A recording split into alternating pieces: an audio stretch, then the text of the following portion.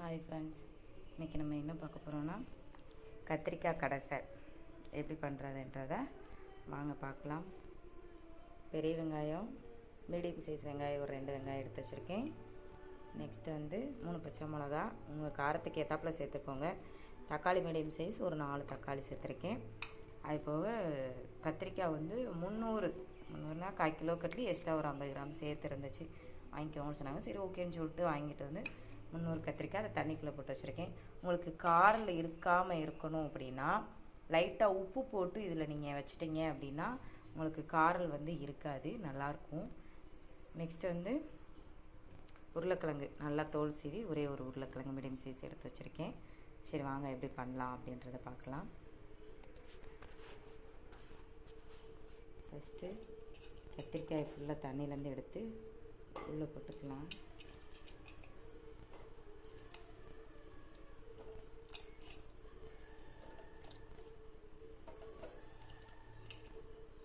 நல்லா கத்திரிக்காயை 4 வெட்டி வச்சுக்கோங்க, அப்போ தான் சீக்கிரம் வேகும், நல்லாயிருக்கும்.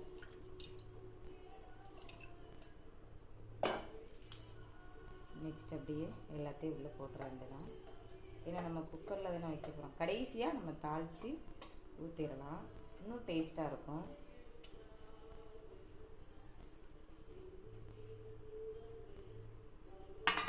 உருளைக்கிழங்கு வெட்டிக்கிறேன், அதை மறந்துட்டேன்.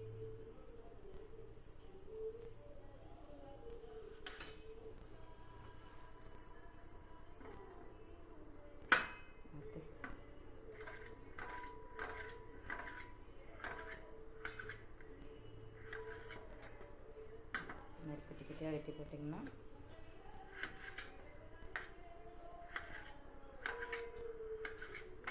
எனக்கு இப்போது டைம் ஆகிட்டு பிள்ளைங்களுக்கு ஸ்கூலுக்கு அனுப்புறதுனால அப்போ அதனால் விரட்டுன்னு போடுறேன்.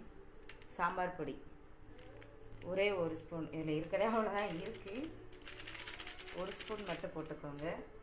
நான் ஆல்ரெடி மிளகா போட்டிருக்கேன், 3 மிளகா போட்டிருக்கேன். சப்போஸ் காரம் பத்தலை அப்படின்னா லைட்டாக, எங்கள் வீட்டிலேருந்து உரப்பு ரொம்ப சேர்க்க மாட்டோம், பிள்ளைங்க சாப்பிட மாட்டாங்க, அதனால் இது 1 ஸ்பூன் போட்டுக்கோங்க. அதான் இதுக்கப்புறம் உப்பு போட்டு, உப்பு தேவைக்கேற்ப போட்டு இந்த கிளாஸ் இருக்குது பாருங்கள், இந்த கிளாஸ்க்கு நான் 4 கிளாஸ் தண்ணி ஊற்றுறேன். ரொம்ப தண்ணி ஊற்றிடாதீங்க, ஊற்றுனீங்கன்னா அப்புறம் உங்களுக்கு கடைசல் கடைய முடியாது, ரொம்ப தண்ணியாக இருக்கும். இருந்துட்டு கடைஞ்சலாம், இருந்தாலும் எனக்கு என்னமோ அது பிடிக்காது. 4 கிளாஸ் தண்ணி ஊற்றிடுச்சு. இது அப்படியே ஒரு கிண்டி வச்சிடலாம்.